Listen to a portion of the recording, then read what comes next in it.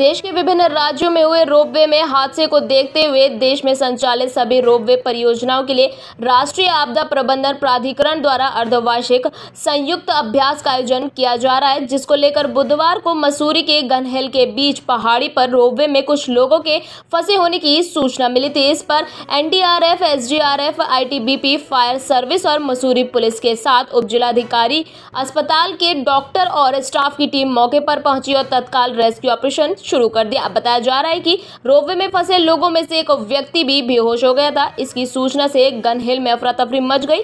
टीमों ने रोपवे के अंदर फंसे सभी लोगों को सुरक्षित नीचे उतार लिया। वहीं बेहोश व्यक्ति को प्राथमिक उपचार के बाद एम्बुलेंस के माध्यम से उप जिला अस्पताल में भेजा गया।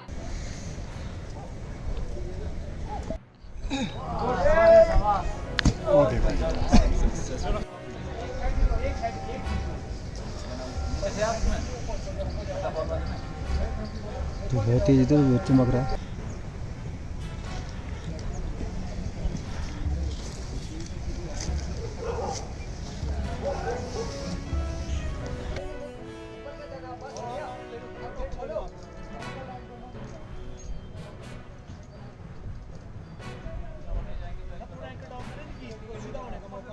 हेलो, चल ठीक है।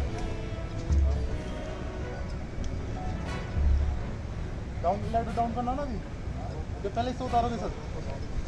अब बताओ,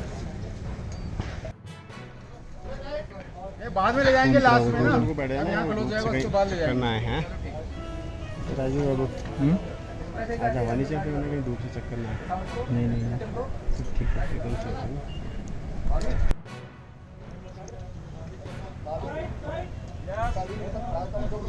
पैर को नीचे रखा इसे, हाँ कुर्सी पोजीशन लगा उसमें ऊपर वाले में। हाँ बस, मैं भी नहीं आ रहा।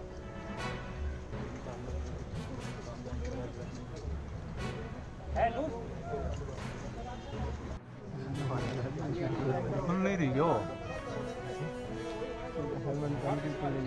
ऐसे खींचना ना, कौन सी मार रखी है। अरे सर, आप कौन सी रोड बोल रहे हैं? आप देख रहे हैं अभी मॉक एक्सेस का आयोजन किया गया था, जिसमें विभिन्न जो है NDRF, SDRF, ITBP, fire, police और प्रशासन के अन्य जो विभाग है इसमें शामिल रहे।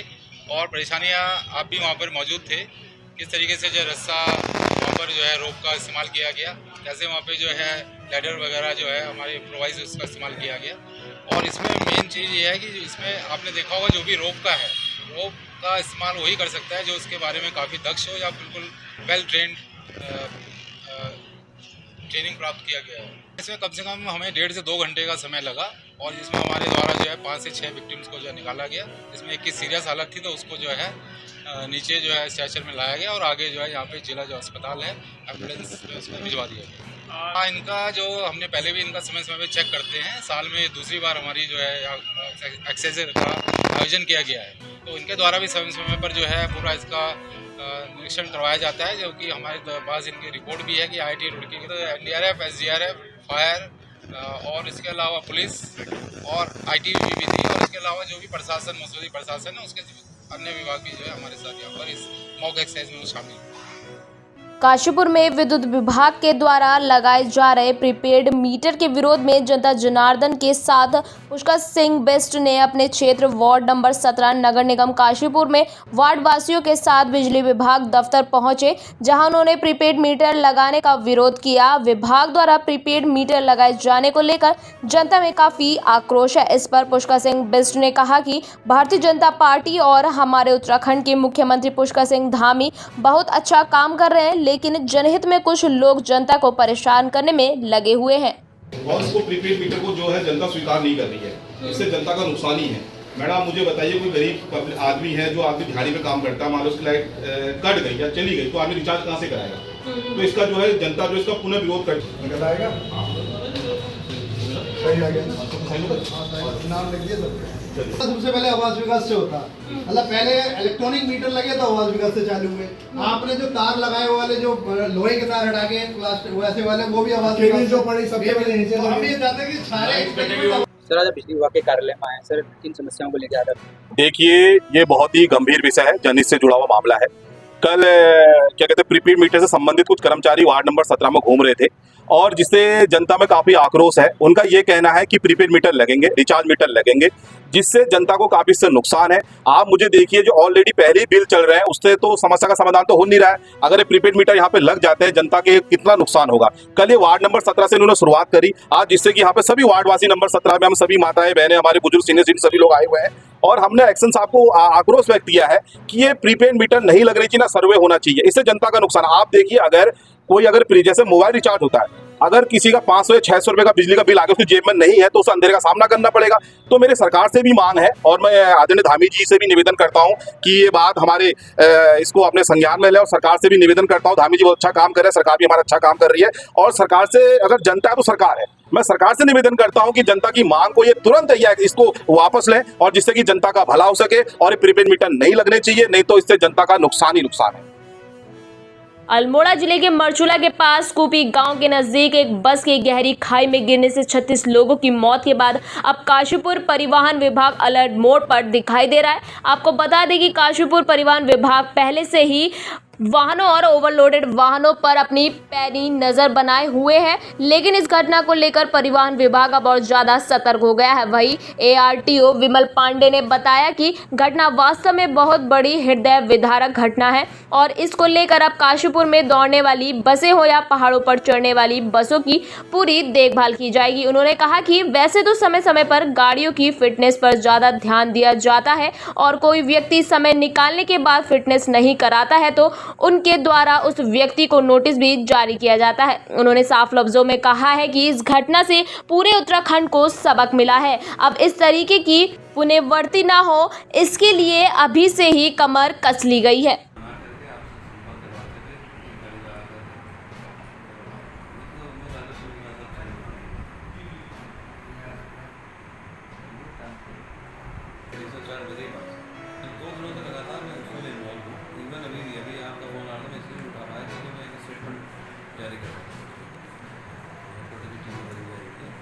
तो आपका काम करते हैं हमारा एक्चुअली मैं आपको बताऊँ चला तो मैंने इन्फोर्समेंट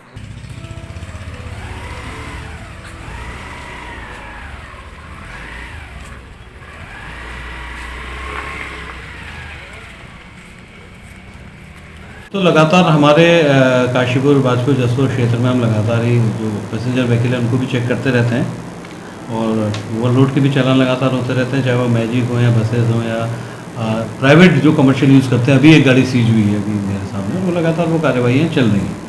और जो मुझे लगता है इस जो दुर्घटना से सीख वाली बात है, तो मुझे लगता है कि जिस जो समय होते हैं जब जैसे कि त्योहारों का मौका है या शादियों के सीज़न होते हैं या बच्चों की गर्मी की छुट्टियों के बाद जो सीज़न होते हैं, जब बहुत सारे भारी मात्रा में लोग अपने प्रदेश को वापस लौटते हैं और तो ऐसी स्थिति के समय में वाहनों के बसों के फेरे बढ़ाए जाने पर हम विचार कर रहे हैं। इस संबंध में RTO सर से भी मेरा डिस्कशन हुआ था और चूँकि जनता को आना जाना होता है और व्हीकल अगर कम होती हैं तो फिर वो ओवरलोड की स्थितियाँ बनती हैं, तो ऐसी स्थितियाँ ही ना बने उन पर हम विचार करते हैं कि कैसे कैसे हमें ऐसे स्थितियाँ बनाएं कि स्थिति ना है कि लोगों को ओवरलोड चलना पड़े। तो ऐसे मौक़ों पर जब भारी संख्या में लोगों का आना जाना होता है, त्योहारी सीजन, विवाह के या ऐसे मौके जब होते हैं, तो वाहनों के फेरे बढ़ा जाने पर विचार करने का काम रहेगा और बाकी चेकिंग का काम जो हम करते हैं वो लगातार करते रहेंगे, भविष्य में भी जारी रहेगा। बात की जाए जिस तरीके से पहाड़ पे चढ़ने वाली गाड़ियां हैं उस पर जो है ज़्यादा सतर्कता बरतने की ज़रूरत है, तो उस पर क्या कहना चाहेंगे? देखिए, अब यहाँ से तो कोई गाड़ी पहाड़ पर चढ़ती नहीं है, तो मैं इसमें बोलूँ, पर ठीक है, पहाड़ में चढ़ने वाली जो गाड़ियाँ हैं पहाड़ों में और ज़्यादा ध्यान रखना पड़ता है वाहनों को लेकर के, क्योंकि पहाड़ पर्वतीय मार्गों की स्थितियाँ अलग होती हैं।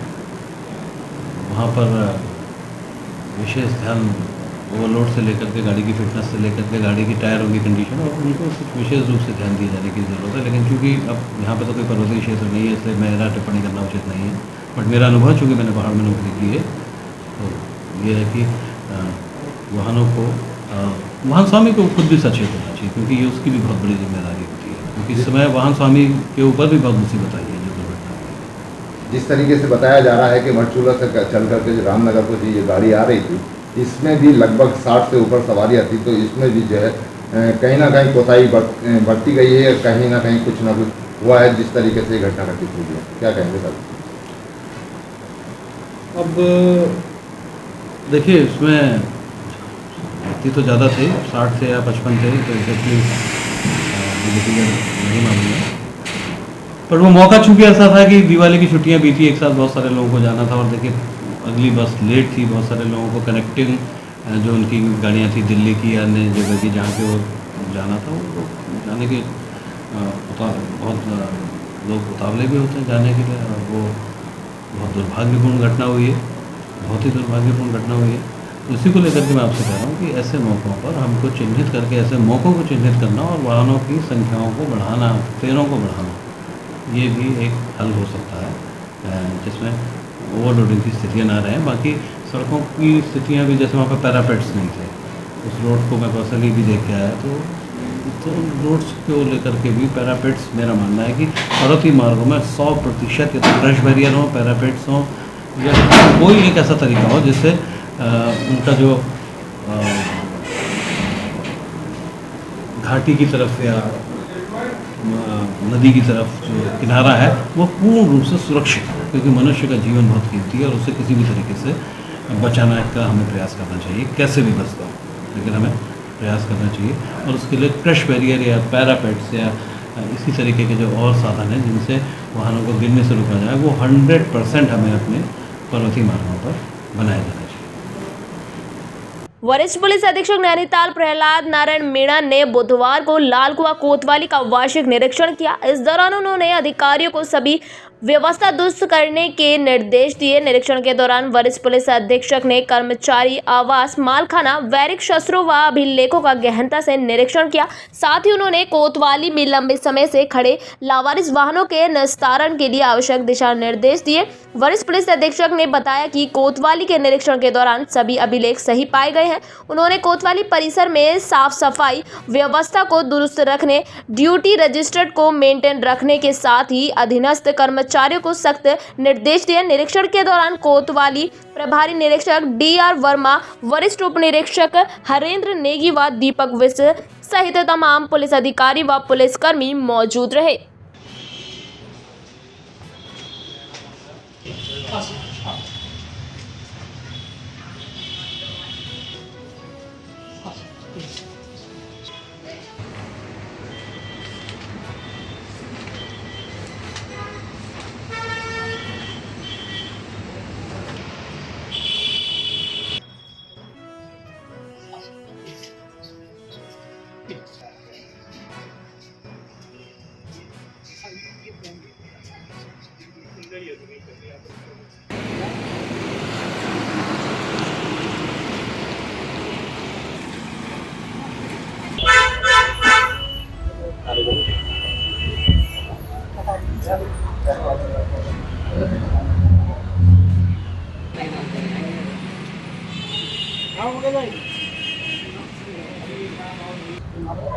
इतना सोच के आ रही है।